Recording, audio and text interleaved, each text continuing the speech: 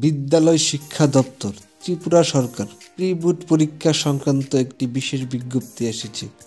Class 10 এর pre board পরীক্ষার বাংলা পরীক্ষার প্রশ্নপত্র আউট হওয়ার পরে ছাত্রছাত্রীদের মনে অনেক প্রশ্ন জেগে উঠছে এবং তাদের চিন্তা বেড়ে যাচ্ছে আগামী দিনগুলিতে পরবর্তী পরীক্ষাগুলি হবে কিনা। সেই দুশ্চিন্তামূলক প্রশ্নগুলির উত্তর শিক্ষা দপ্তর থেকে দেওয়া হয়েছে।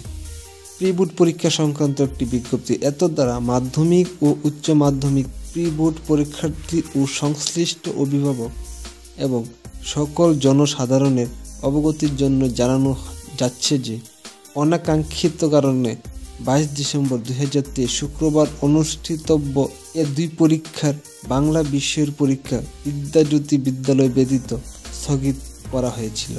যথার্থ সময়ে বিকল্প প্রশ্নপত্রে এই দুইটি পরীক্ষার দিনক্ষণ জানানো হবে। অবশিষ্ট সকল বিষয়ের পরীক্ষা যথোচিত প্রশ্নপত্রে পূর্ব ঘোষিত নির্ঘণ্ট অনুযায়ী সম্পন্ন হবে। পরীক্ষার্থী এবং সংশ্লিষ্টদের অযথা উদ্বিগ্ন হবার কারণ নেই। দপ্তর এ বিষয়ে যথার্থ ভূমিকা নিচ্ছে।